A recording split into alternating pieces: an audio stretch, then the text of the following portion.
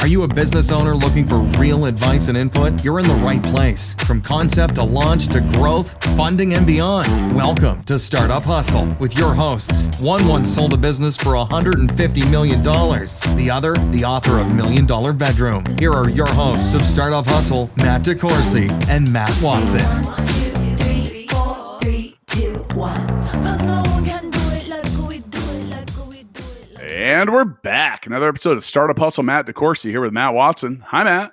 Hey, what's going on, man?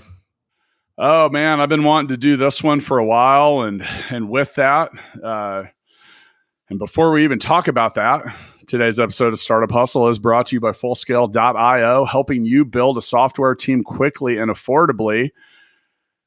Matt, today's the day. We are going to talk about some of the top startups in our hometown, Kansas City. All right. And I know, exciting, man, exciting. And it's exciting because so many, we've got 13 companies we're going to talk about today.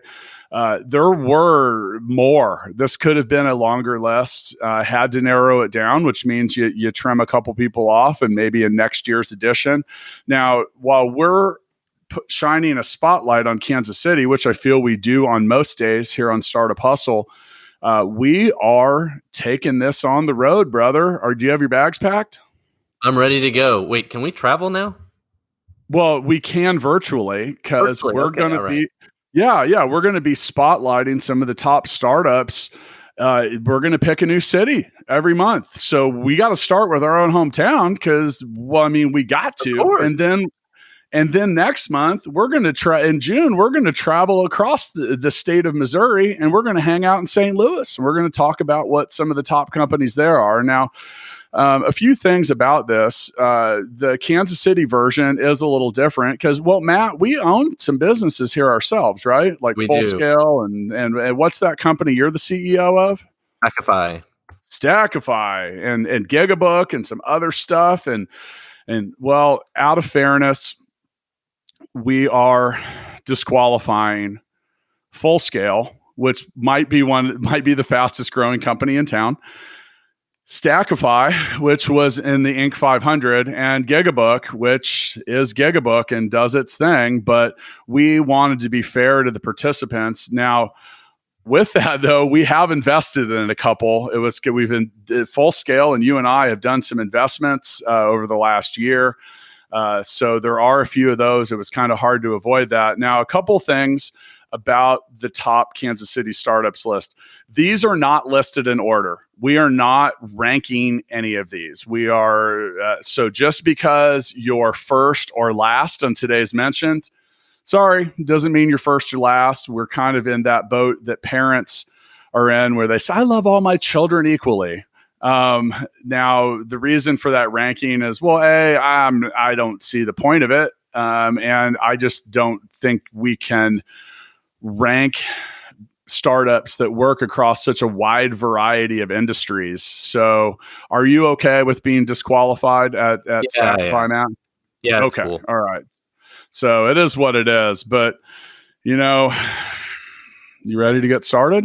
I'm ready. Okay. Do you want to go first or should I go first? Well, should we also point out that we picked companies that we thought were still, on a positive trajectory for the current pandemic? True. So we went through the list and they're like, hey, this was a really cool company like 4 months ago, and now they are screwed. So they are not on our list anymore. I don't know if we phrased it exactly like that, but there were winners and losers, and we did take into consideration the current situation. I think it's easy to ask, like, what was the criteria? That was something I struggled with because, if Uber, which is publicly traded now, is still considered a startup, how do I exclude someone based on age or funding or anything like that? Now, with that, we did try to find companies that are still what we'll call earlier stage. I mean, they're clearly not publicly traded. I was looking for people that had, really less than 100 employees max, probably less than 50. And I really wanted to see companies that had less than 10 million in funding. I know that sounds like a shitload of money, but on some days it's not. So, anyway, do you want to go first? You go first. You're familiar with this company. Okay, dun dun dun. Isn't that how you did it last time when we were doing some list of? Oh, we were doing the reasons startups fail. So that sounds ominous. All right, so first on our list, this is a company that I think has flown well below the radar here in Kansas City. High school eSports. You can, and by the way, we're going to put the links to all these companies in the show notes. So if you want to learn more about them and check them out, get interactive, just scroll down and click. So High School Esports, they have been on the Startup Hustle podcast before. They work in the esports industry, and they provide league software for around just under 2,000 high schools across the United States. Really killing it. And once again, we've had them on the podcast. You can find a corresponding blog article at the fullscale.io blog that'll give you more information. But these guys are really killing it. Great guys. The esports, well, they didn't cancel esports. Nope.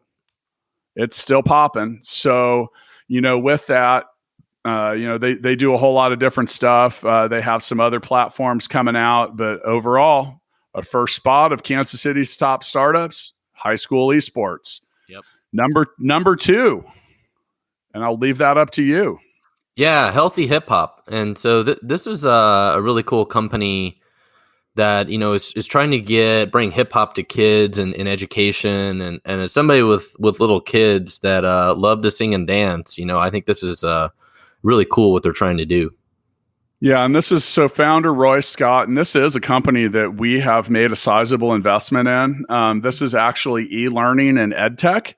What Healthy Hip Hop does is a content delivery network it could go into schools, it could go between parents and kids, and it's a healthy brand of hip hop, meaning it's focused on the positive stuff. Now, Roy has recently been on the Startup Hustle podcast. He's graduating from Techstars Atlanta. There are too many accolades to mention. If Roy was a Boy Scout, his sash would be full of badges. I mean, that's pretty much it. So yeah, spot number 2, Healthy Hip Hop. And you can find them at healthy.hip-hop. Say that 3 times in a row, Matt. Healthy Hip Hop, Healthy Hip Hop, Healthy Hip Hop, Healthy Hip Hop. I think you were supposed to put a dot in it, but that's okay. All right. So next on the list. Now, some of this company's stuff is still in, quote, stealth mode, according to the founder. But spot 3, Tesseract Ventures. Now, if you have ever been in Kansas City and you've met their founder, John Boucard, you'd know it. John is an interesting dude. He has a long history of doing a lot of stuff. He's been a toy inventor. He's worked with Stan Lee at Marvel. Tesseract does a whole lot of different stuff. It starts with what they call experiential entertainment. Now, John recently stopped by my house for a socially distanced meeting and brought my kids some toys that he invented called Nanables. And these Nanables have an interactive app that goes with them. And the best way John would describe it is when you watch a YouTube video, that's a linear path. Imagine being able to stop that video and walk into that experience, right. Look around, look right, look left. Now, part of what's in stealth mode with these guys is they've got some really, really cool robotic stuff in the works.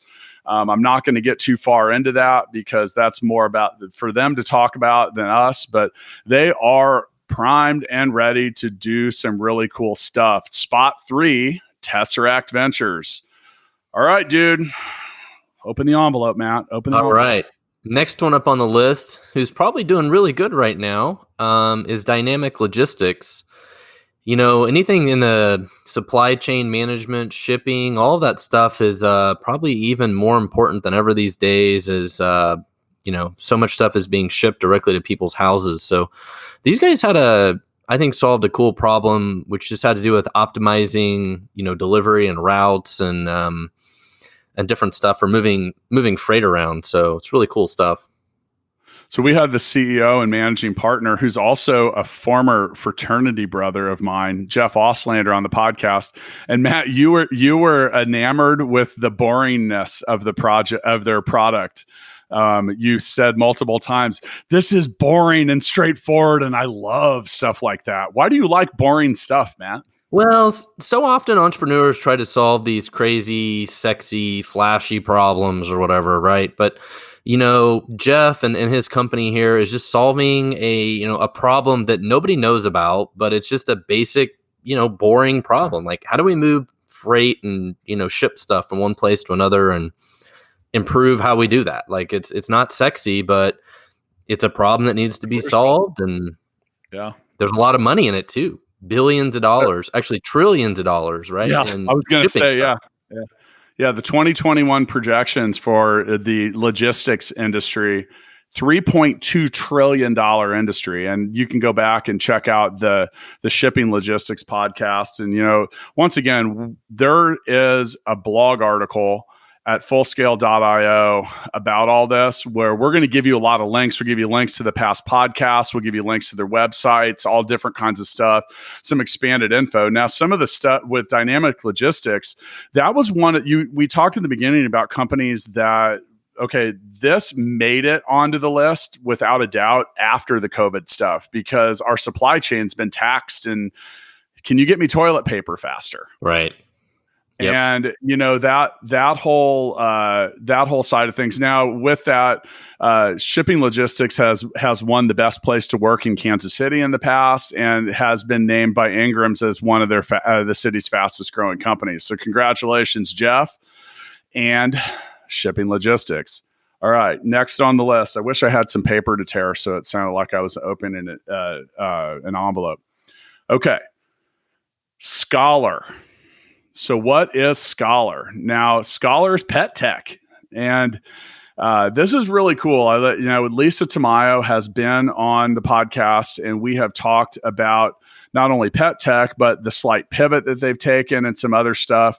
The pet industry is a $4.5 billion industry. It's projected to be a $20 billion industry by 2025. And Scollar has created an IoT-based collar that has an open source platform that allows other types of industry to build around it. So it could be used for cattle, cats, dogs, maybe even a stray husband. But there you go. So overall, they've raised $1.4 million for this, and I think have some really cool stuff. Now, one of the things that I love about this company is Lisa moved it here from Silicon Valley, came back to KC. Cheaper to work here, cheaper to live, cheaper to do stuff. So welcome back to Kansas City, Scollar and Lisa Tamayo. What was that, the number 5 spot? Well, we're not ranking them, so I know, but that was the 5th on the list. Yeah, and once again, not ranked. Okay, you're next, Matt. You're next. I'm on the edge of my seat. What do you got? Yeah, so the next one it's pronounced CYDERES, right? Correct. Yeah. So I think they partnered with Fish Tech, right? Correct. So this is a company that's doing a lot in security, and I think they would probably describe it as kind of managed services, security related. So say something like Stackify, we're like, we need help with security. We don't know how to secure our stuff. How do we make sure people aren't hacking into our stuff? We would go to somebody like CYDERES and say, hey, we need some help. How do we monitor this stuff? Implement the right policies and procedures. And, security is a big thing. And, I've heard before you should spend, 7 to 10% of your IT budget every month on security. And I would bet these guys are trying to get that 7 to 10%. So they're doing a much needed service. Yeah. And, we've had Eric Foster, the president of CYDERES, on the show. He's been, and thanks for the support. He's been a big supporter of Startup Hustle. I think this is a really exciting company to have here in Kansas City. They're doing some complex stuff.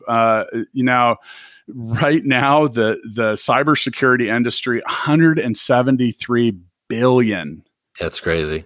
Dude, that's a lot. Projected to be up to $270 billion by 2026. So yeah, and that's one of the newer companies on the list that founded in 2017. So they're really making a lot of progress there. So okay, next. And the award goes to Boddle Learning, Clarence Tan and Edna Martinson. Congratulations. You've made Kansas one of the Startup Hustle top KC startups list. Now, this is e-learning. I think all of the e-learning, you look at Healthy Hip Hop and Boddle. EdTech has, some people, investors weren't super thrilled about EdTech. They love it now. We have a changing landscape of online learning. Now, Clarence has been on the podcast before. He is an awesome founder. Glad to have you here in Kansas City. They have won the AT&T Aspire Investment Award. They're an AWS EdStart member. They make learning apps and games. And it was really fun and interesting to sit down with Clarence, because what did he tell us? That he had built like 65, or he had built a whole lot of games before they actually built one that was like really commercially viable. He's like, hey, just keep building them and see who plays them and different stuff. And it was a great episode, and we learned a lot. So, well, I think the team was building apps for other people, right? Like that they had a job building apps and then decided, you know what, why don't we start our own company and build some apps and start our own business? Yeah, and I think he talked about they were building like English learning apps for the Colombian government or just something interesting. Yeah, I can't remember. Okay, next on the list. Bellwethr. So they just came out of one of the local accelerators here, right? So they were in Techstars, Kansas City? Possibly. Weren't they? So they were in one of the local accelerators, and they do a lot of stuff with machine learning, solving really big problems that companies have. So they're really focused on customer retention. So, for example, somebody like AT&T, they're who has millions of customers. They're trying to mine through their data around, when customers call and support issues and how much money they spend and all these things. I'm trying to identify patterns for these, big companies of, which customers are likely to cancel, all that sort of stuff.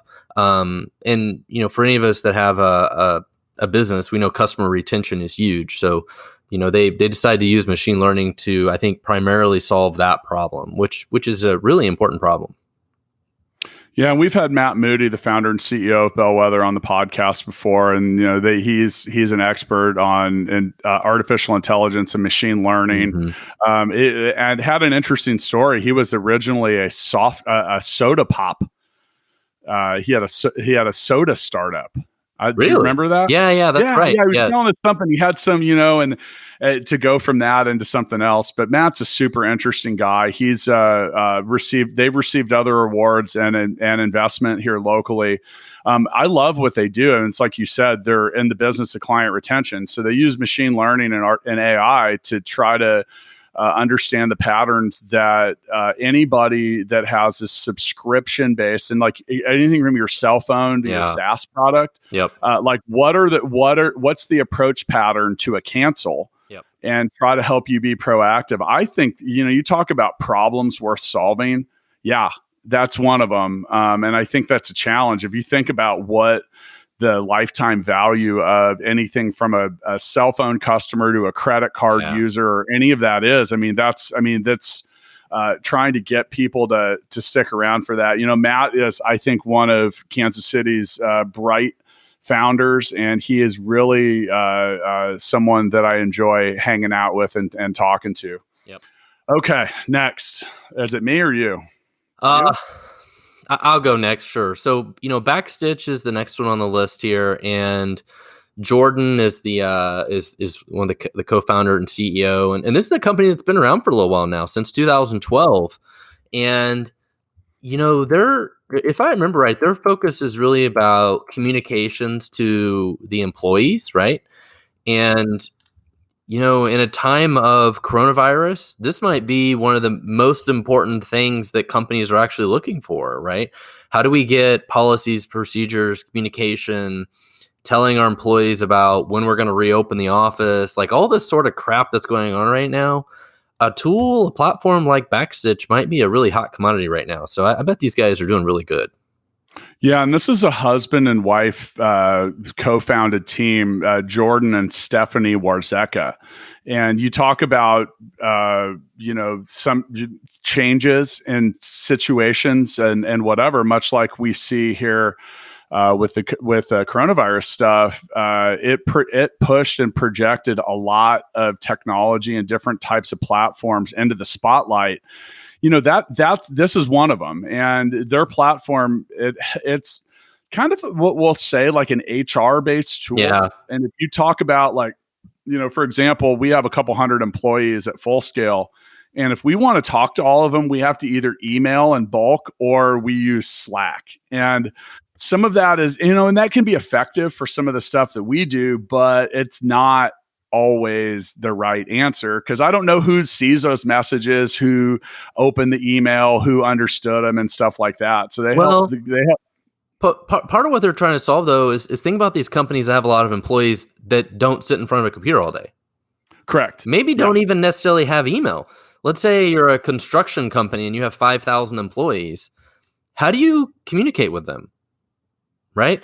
Yeah. So, yeah. You need an app for their phone or text messaging, like different ways to push, HR messages to them. So, not everybody is as digitally connected as, some companies are. So think about retail and restaurants and a lot of different industries. Education, teachers. Yeah. How do you message all these people? You have thousands of employees to communicate with. So I think it's a cool problem they're trying to solve. Yeah, and we've had Jordan and Stephanie out. They think they came to a basketball game at the Full Scale Suite with us. Just a really cool husband and wife combo. Not everybody can work with their spouse. No, they do it well. So yeah, that's hard. Yeah. So hey, Matt, before I mention, once again, today's episode of Startup Hustle is brought to you by Fullscale.io, helping you build a software team quickly and affordably. But before we announce the next company, I have a pop quiz for you. Ooh. Do you remember what an exosome is? I do. What is an exosome? No cheating. It's basically what can transport something from one cell to another within our bodies. Hold up your right hand and tell me you didn't just read that off something. No, I remembered. Oh, and look at the big brain on Matt. Yeah. Well, speaking of big brains, the next company we have on here is Clara Biotech. And, we've had Jim West on the podcast before talking about exosomes. And I would have failed the quiz. It's super. If you would have asked me that stuff. Super cool. If you would have asked me that question, I would have said, hang on, let me call Jim. Dude is passionate about biotechnology. Now, this was one that, as we were discussing the top startups, this was about the first thing that came out of your mouth, Matt. You were like, who's our exosomes guy? Yeah. And because, these, all right. So yesterday recently, some news came out about progress on creating a COVID-19 vaccine. And it was from a company that uses very advanced DNA mapping and stuff like that. Look, this biotechnology stuff is the way of the future. Meaning, like, you look at we got to get this out fast. And in order to do that, we have to support and grow and have companies that are doing things that are on the cutting edge. And, Clara Biotech is on that list. I'm proud to have them around. They're actually in Lawrence, Kansas, but okay. I see Jim in Kansas City all the time. And that's mainly just because you have KU, KU up there. So now, they have the National Cancer Institute, SBR Development Center funded, and it done a whole lot of different stuff. But they are, and what was near and dear to me is that some of the stuff they're working on are Alzheimer disease, and my mom has been affected by that, and I understand. It kind of tugged at my heartstrings a little bit, but very, very proud of what they're doing. So they're one of the companies that so Clarotech themselves doesn't actually, they're not trying to cure cancer or Alzheimer's or coronavirus themselves, but they've they built this way to separate the exosomes in your blood, and then, then other people can use that to try and build the treatments, right? And so they're kind of the tool or the platform. But I imagine there's several different companies out there that are using, this platform to work on therapies for coronavirus and other things. And so that would be a huge success and really big deal if, that ends up being used for those treatments. That would be a huge home run for all of us, but also for, Clara and solving coronavirus and other issues. So, I mean, the problem that I'm still trying to solve is how to remember what an exosome is. I bet better done by people smarter than Matt. Yep. It's really cool stuff. Okay. We've got another envelope. I think it's up to you. All right. So next one on the list is Wicket. And so the founder's name is Tim Pryor, local entrepreneur here in Kansas City, who's done some great things in the past. And, he set out to create an online bank. There's these neobanks that are, some of the competitors that people have heard of are SoFi and Chime and some types of online banks, 100% online banks. And, he's known as a neobank. Neobank, yep. So, he's betting on being one of those neobanks that are, trying to put these brick and mortar banks out of business. And that's what he's working towards, which is super cool. In this day and age, you kind of wonder why brick and mortar banks even really exist. Most people, their interaction with the bank is an ATM machine. I deposit checks in the ATM and I get cash out of the ATM. Like, I don't really need to go to the bank. So I think it's really cool what they're doing. And these new neobanks, there's not very many of them. There's very few. They're starting to become more and more popular in Europe and other places. There's this movement towards these neobanks, and so he's riding that wave. So yeah, and so Wicket, no fees, and their aim is to improve the financial habits of the customers. And that said, well, that's probably something a lot of us could use a little more of at this point. So, Matt, are you ready? I'm ready for the next one? Okay. This next one's one of these companies that hasn't received enough press here in Kansas City. How some of these companies fly below the radar is surprising to me. But we have Atonix Digital. So Atonix Digital makes a variety of different products, and it's really centric around analytics and data visualization. What does that even mean? So that they're connecting the power of math and data through a variety of products that help simplify asset management by optimizing performance. Once again, what does that mean? Well, you look at buildings and all this stuff. And all right, so I'll give an example. Our friend Steve Fouch, who owns Hy-Vee Arena, which was formerly Kemper Arena, there's a lot of assets that similar to that have to control the things that keep them hot, keep them cold, do a whole lot of different stuff. Atonix builds a platform that helps manage all that stuff. And there's a lot that goes into these things because the design, build, and operation of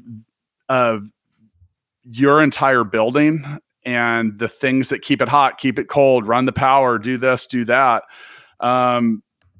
Doing it well can improve your ROI. It also reduces risk and, a whole lot of other things.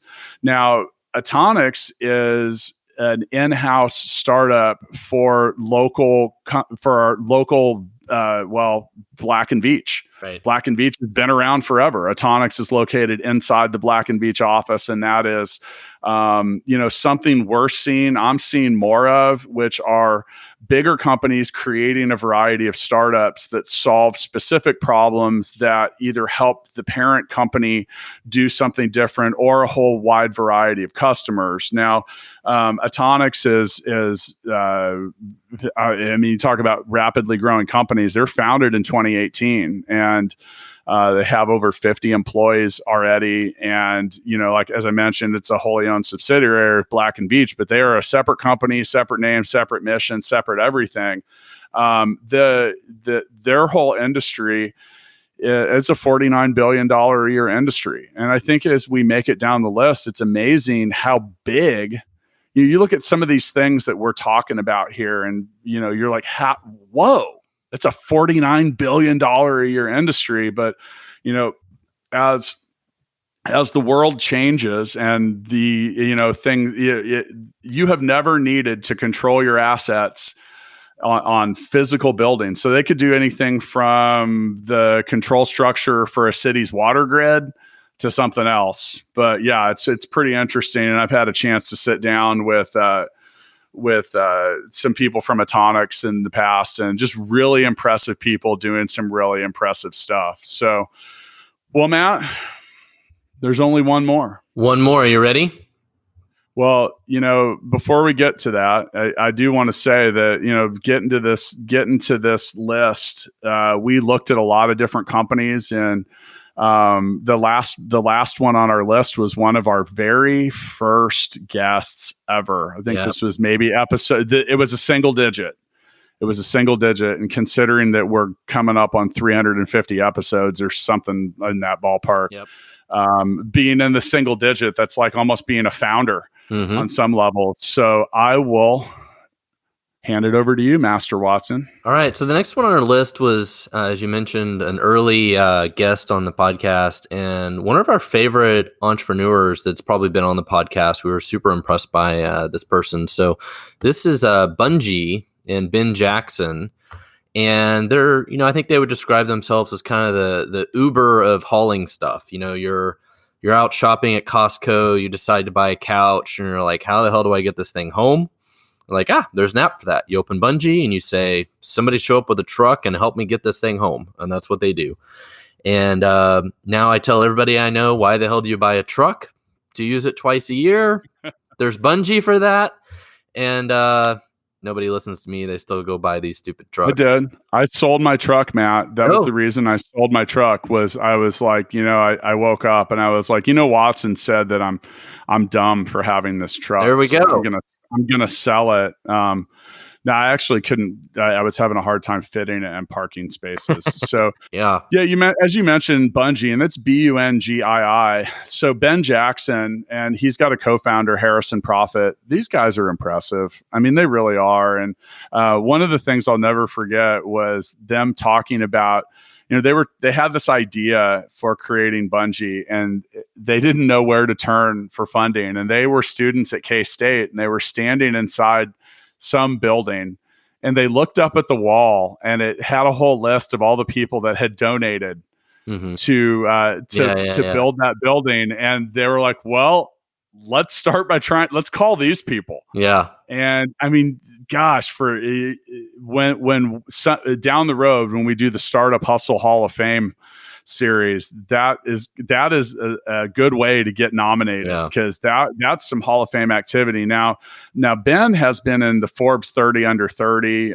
They've won some other awards locally. Now, this was one of the companies that when we were talking about top startups, we had to dig a little deeper on, because with people not going and buying stuff at retail stores, I had a little concern that might be crippling for Bungii. But after a little more research, I came to learn that, their model is not as much like consumer and store using the app base, as they have really trended towards servicing the retailer. So, like the standard example is you pull up in your smart car to IKEA and you can't get your shit home, so you use Bungii.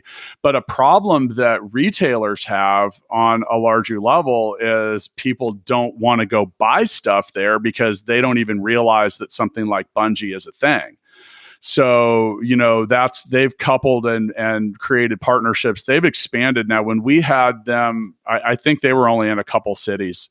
And they have been on a massive, they have been on a massive expansion effort. And, overall, like I can, now that I think that apps and services like this are the way of the future, especially the future of the next year to year and a half, which will will open up a marketplace and an understanding for these kind of services. I mean, Matt, do you have your groceries delivered, or do you actually go to the store still?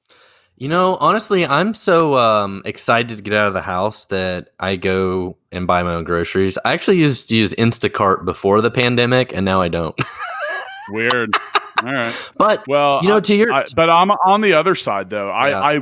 We didn't used to have that delivery, and now, we've got, so Costco has a delivery service now, but it's not a Costco company. Right. They're using another company. And that's my example. And that's what really, like, that reference is what made me really realize. I was like, oh shit, like, there you go, Bungii. Like, you got a good spot for that. Yeah. So food delivery is the best example right now. Grubhub, Postmates, like all these different things are probably making a killing doing all these deliveries, Uber Eats, and Bungii is the same thing. So, there's somebody like Costco is, potentially partners with Bungii and says, okay, we do deliveries now. You don't even know it's Bungii, but Bungee's the one doing it.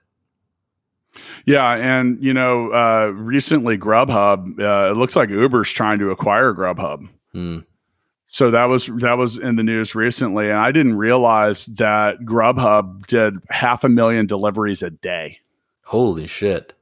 Yeah, because I remember I used to be in the ticket business, and we would sell through StubHub, and when Grubhub came out, I was like, dude. Like, that's a play on a name. Like, I wonder how long that trademark's going to last before the legal team writes over. Now the crazy thing, so StubHub was acquired for $4 billion last year or earlier this year, recently. Grubhub is worth more than StubHub. Wow. So they were looking at a $6 billion valuation, and like I said, Uber trying to acquire them. That's probably going to happen. We'll see if they get that worked out. Well, man, that was fast. We made it through 13 companies. Now, as kind of a wrap up here, and once again, if you want to learn more details about these companies, there's a link in the show notes to a blog article that we're publishing that's going to have more reference, more links, more info if you want to check out their websites and different stuff. I mean, there's just too much for us to get into to cover all of the companies that are on the list, including past podcast episodes. So most of these founders, 10 of 13, have been on the podcast before. Right. So, I mean, overall, Matt, like, we didn't rank them, but like, who are some of your standouts here? Like, what are the ones that hit the closest to home for you? Well, I really hope the best for Clara and how they can help not only, treatments for cancer and Alzheimer's and all these things, but, right now, even coronavirus. I mean, I think they could help, really with their platform could be really used to help develop different treatments and stuff. So they might be super important for us at this time.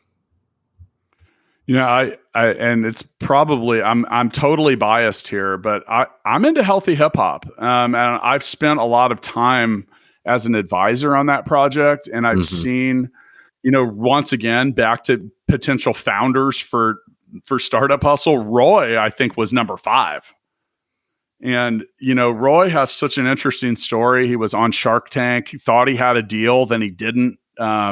Threw a major curveball at him. And I'll tell you what, he has continued to hustle. He worked with Full Scale and some of the investment we gave him to build something that I think is going to be a name brand product. And honestly, here's a company that in many cases got passed over by a lot of investors here locally. And Roy didn't let that get him down. He worked with us in Full Scale. He's in the Techstars Atlanta Social Impact Accelerator.